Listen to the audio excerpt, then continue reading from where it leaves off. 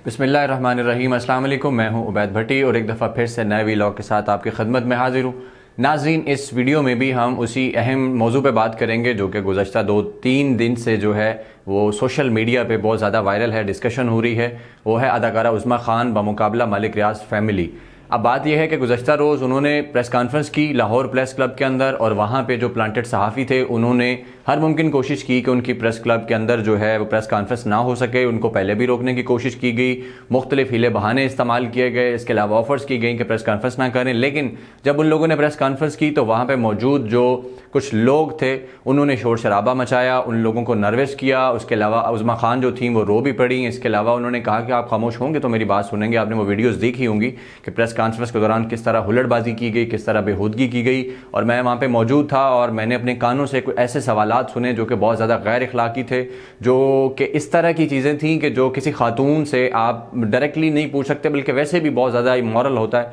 कि आप उसकी ज़ाती ज़िंदगी को लेके इस तरह पब्लिक फोरम के ऊपर आप उससे इस तरह के सवाल करें। खैर, वो सब जो हुआ हो गया। उसके बाद जो है उनसे रब्ता करने की हमने कोशिश की। उनके जो वकील थे मियाँ अली इशफाक साहब, उनसे भी बात हुई तो उनके बकौल भी कि उन्होंने ये भी कहा कि डील जो होती है, जो सुलह होती है, वो अल्टीमेट हल होता है, कोई भी झगड़ा हो, कोई भी लड़ाई हो। क्योंकि ख़ानदानी दुश्मनियाँ जो होती हैं या वैसे कोई दुश्मनी होती है वो हर इंसान के बस का रोग नहीं है, थाने कचहरी हर बंदे के बस का रोग नहीं है। और दूसरी चीज़, ये लड़कियाँ हैं, माँ बाप सर पे नहीं हैं, तो हर मुमकिन हमारी भी कोशिश यही होगी कि कंपनसेशन जो है एक तो वो मिले, और दूसरा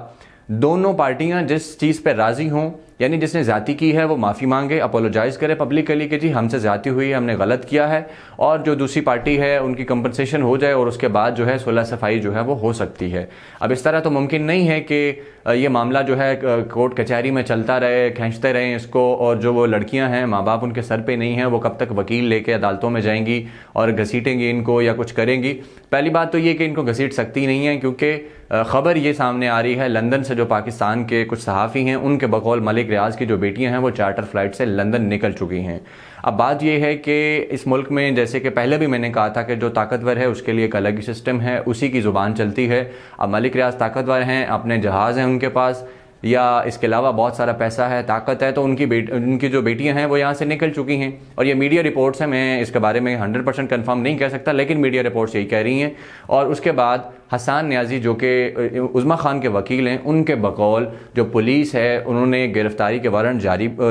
अदालत से ले लिए थे, लेकिन इसके बावजूद जो है उन्होंने मलिक रियाज की बेटियों को गिरफ्तार नहीं किया, बल्कि वो गिरफ्तार करने जा रहे थे तो रास्ते में ही उन्हें किसी ताकतवर ने कुछ कहा और वो लोग वहाँ से वापस आ गए। इसके अलावा उनका ये कहना है कि कोशिश की जा रही है कि FIR के अंदर 452 जो सेक्शन है उसको भी ख़त्म कर दिया जाए। इसके अलावा 506B लगवाने की जो कोशिश हो रही थी, बात की जा रही थी, या पुलिस से नेगोशिएशन चल रही थी इनकी, तो उस हवाले से भी उनका कहना है कि वो पुलिस वाले जो हैं वो इस बात पर आमादा नज़र नहीं आते कि वो वाली लगाएं, क्योंकि इससे पहले भी जो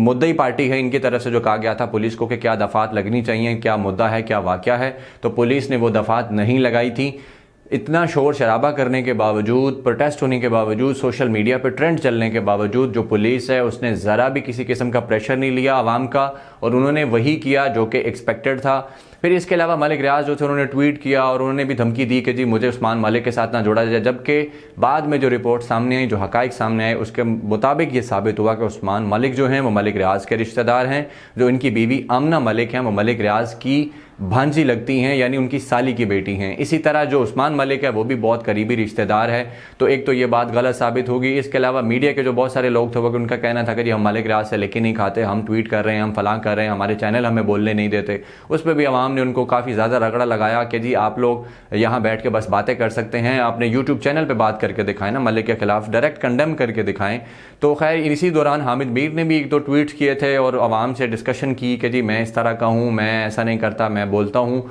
तो फिर मलिक रियाज साहब ने उनकी सफाई के लिए ट्वीट की है कुछ देर पहले, जिसमें उन्होंने कहा कि पाकिस्तान का सबसे ज़्यादा रिस्पेक्टेड पर्सन जो है, क्रेडिबल जर्नलिस्ट जो है, अनबायस जो सहाफ़ी है वो हामिद मीर है। और मैं इस बात की तस्दीक करता हूँ कि हामिद मीर जो कह रहे हैं कि मलिक रियाज ने मुझे कभी कोई ऑफ़र नहीं की, कभी कोई मुझे किसी किस्म की फेवर नहीं दी, तो मैं भी इस बात की तस्दीक करता हूँ। तो खैर बात यह है कि वो पंजाबी की कहावत है छप्पड़ का गवाह डड्डू, तो बात यह है कि इस पर मेरा निकाल के मैं तो यकीन नहीं करता, आप लोग शायद यकीन कर भी लें, इसके अलावा दीगर साफ़ी हैं, उन्होंने भी बड़े ढके छुपे अल्फाज के अंदर देखा कि आवाम प्रेशराइज कर रही है, मीडिया को गालियाँ दे रही है, क्योंकि किसी मीडिया हाउस ने भी तकरीबन कोई प्रेस कॉन्फ्रेंस नहीं दिखाई, खबर नहीं चलाई, जिसने चलाई भी तो उसने ताकतवर शख्सियत या प्रॉपर्टी टाइकून या कोई इस तरह के अल्फाज यूज़ किए। किसी ने नाम लेने की हिम्मत नहीं की, ना मलिक रियाज की बेटियों की, ना ही मलिक रियाज का नाम लिया गया। इसके बाद प्रेस कॉन्फ्रेंस भी नहीं दिखाई। फिर सोशल मीडिया पे आवाम ने जब रगड़ा लगाया तो मजबूरन उन्होंने ट्वीट्स की, और उन ट्वीट्स के अंदर भी हर मुमकिन कोशिश की गई कि मलिक रियाज जो है उनको क्लीन चिट दी जाए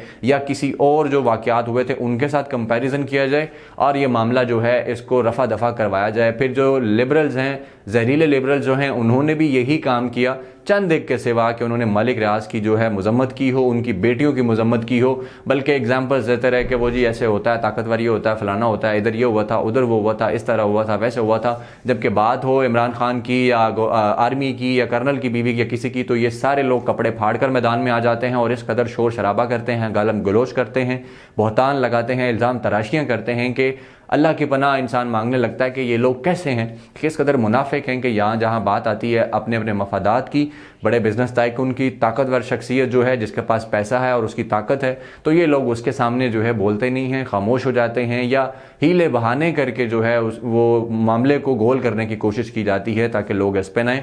अच्छा, अब दूसरी बात ये है कि जो बात है डील की या सुलह की, तो मैं पहले भी वीडियो में कहा था, मैं दोबारा से कह रहा हूँ कि मैं खुद ज़ाती तौर पे सुलह को ही सपोर्ट करता हूँ, क्योंकि ये सारे मामला जो हैं ये कहीं किसी जगह पहुँचने वाले नहीं हैं। अदालत, कोर्ट, कचहरी इन लड़कियों के बस की बात नहीं है। इनके पीछे जो वकला भी हैं वो कितना अरसा इनके साथ चलेंगे, वो जो पैसा लगता है उन पर वकला पे आपको अंदाज़ा होगा कोर्ट कचहरी में कितने खर्चे होते हैं, किस कदर जलालत होती है। तो उनको जो मारा पीटा गया, वहाँ घुस के नुकसान पहुँचाया गया, चीज़ें तोड़ी गई, उनकी इज़्ज़त जो है उनको बदनाम किया गया, सोशली जो उनकी जो रेपुटेशन है उसको ख़राब किया गया, या वो जो वीडियोस बना के उसके अंदर जो ज़बरदस्ती असले के ज़ोर पर उनसे एतराफ़ जुर्म करवाए गए और उसके बाद आवाम उनको गालम गलोच कर रही है, फतवे लगा रही है, तो ये सारी चीज़ें जो हैं ये डेफेमेशन में आती हैं। मेरा ख्याल है ये डेफेमेशन सूट जो उनको अप्लाई करना चाहिए और वो कर भी रहे हैं। इसके अलावा हसन न्याजी जो हैं वो भी मलिक रियाज के ख़िलाफ़ जो है, वो आमना मलिक के ख़िलाफ़ भी जो है वो डेफेमेशन सूट कर रहे हैं। तो अब देखना यह है कि उसका रिजल्ट क्या निकलता है कि FIA में अगर ये लोग जाते हैं या अदालत में जाते हैं। लेकिन इसके अलावा जो मामला है सुलह का, तो ये जितनी जल्द हो जाए उतना ही अच्छा है, क्योंकि मामला जितना आप खींचेंगे उसका कोई फ़ायदा नहीं है। मलिक रियाज की बेटियां बकौल मीडिया वैसे भी निकल चुकी हैं, पुलिस वैसे गिरफ्तार नहीं कर रही, दफ़ात वैसे भी तब्दील करने की कोशिश की जा रही है बकौल उनके वकील। तो आज सुलह हो ये ज़्यादा अच्छा है, बजाय इसके कि कुछ और दिन मज़ीद लगें। मीडिया का लाइम जो शोर है, शराबा है, सोशल मीडिया है, इधर उधर से जो बातें हो रही हैं, ये सारी चीज़ें मेरा ख्याल है कि ठीक नहीं है। बाकी लोगों ने अपने तौर पे बहुत सारी जजमेंट्स दी इस पर, किसी ने उज़्मा खान के बारे में फतवे दिए, किसी ने कुछ कहा, गालम गलोच की, जबकि बहुत सारा तबका ऐसा भी था जो यहाँ पे जो कमज़ोर है, जो मजलूम है उसके साथ खड़ा रहा, बजाय इस चीज़ का फैसला करने के कि मॉरली जो है वो सही कौन है और गलत कौन है। क्योंकि मैंने पहले भी कहा था मॉरली सही कौन है गलत कौन है ये चीज़ें बाद में डिसाइड हो सकती हैं, ये हर इंसान के मॉरल डिफरेंट होते हैं तो उसके मुताबिक डिसाइड करेगा। लेकिन फ़िलहाल मामला कानून का है कि कानून को बाईपास किसने किया है, हाथ में किसने लिया है, ताकतवर कौन है और कमज़ोर कौन है। बाकी सहाफ़ी तो अपनी जगह जिनका मैंने जिक्र किया और कुछ के नाम जो है वो मैं नहीं ले सका, लेकिन एक एंकर हैं CNN के इमरान खान, पहले एक्सप्रेस न्यूज़ पे होते थे, तो उन्होंने बड़ा बोल्ड होकर इसके ऊपर अपनी राय दी है। इसके अलावा उन्होंने YouTube चैनल पे एक वीलॉग भी किया, लेकिन उन्होंने जो मौक़िफ़ अपनाया वो यही वाला था जैसे बहुत सारे लोग कह रहे थे कि जो ताकतवर और कमज़ोर का मामला होता है बहुत जल्द सेटल हो जाता होता है और सोशल मीडिया के लोग जलीली होते हैं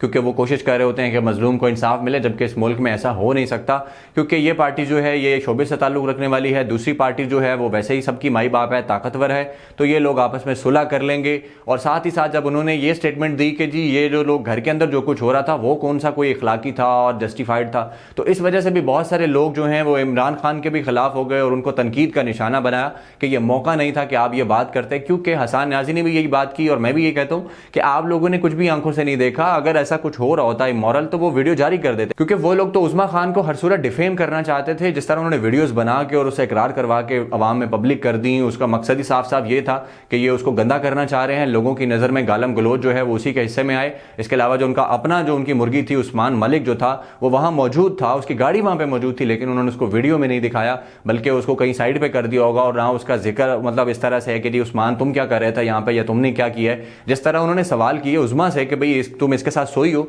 तो यही सवाल वो उस्मान से क्यों नहीं कर सकती थी? आमना मलिक या जो मलिक रियाज की बेटियां थी उससे पूछती ना सामने खड़ा करके, हाँ भाई बताओ तुमने इसके साथ क्या कुछ किया है। तो बात क्या है, इंसाफ की बात तो फिर ये बनती थी। तो इमरान खान को भी मेरा ख्याल है ये बात इस तरह से नहीं कहनी चाहिए थी, क्योंकि उन्होंने भी नहीं देखा, मैंने भी नहीं देखा, किसी ने भी नहीं देखा कि उस घर के अंदर क्या हो रहा था। ये तो एक बातें हैं कि कोई खातून अगर किसी घर के अंदर है और वहां पे कोई मर्द भी मौजूद है तो इसका कतई ये मतलब नहीं है कि वहां पे सिर्फ गैर इखलाकी हरकत ही हो रही होंगी या कोई नौज़बिल्ला ज़िना टाइप और इस तरह की चीज़ें ही होती हैं। ये तो हमारे माइंड सेट बन चुके हैं कि हम उस पर वो शोर मचाते हैं या 24 के लोगों के बारे में सोचते हैं कि नहीं तो ये तो है ही गलत लोग, ये तो है ही गंदे लोग। और ये इस तरह से लाजमी नहीं है कि हर लोग इस तरह के हों। बहुत सारे लोग होते हैं कि उनका प्रोफेशन बेशक शोबेज़ है, बहुत सारे मैं ऐसे लोगों को जानता हूँ, ख़वातीन उसमें भी शामिल हैं, उसके अलावा मर्द भी शामिल हैं कि वो बड़ी इंटेग्रिटी के साथ, सेल्फ रिस्पेक्ट के साथ अपना जो उनका काम होता है प्रोफेशनली वो काम करते हैं और इसके अलावा जो बाकी मामलात होते हैं उनके वो उनको उस तरह से लेकर चलते हैं। तो मैं फिर से ये गुजारिश करूँगा कि चीज़ों को इस तरह से ना लें। बात जो है कमज़ोर और ताकतवर की, आप इसको इसी पैराए में देखें। सहाफ़ियों को भी चाहिए कि इसी पैराए में देखें और बात करें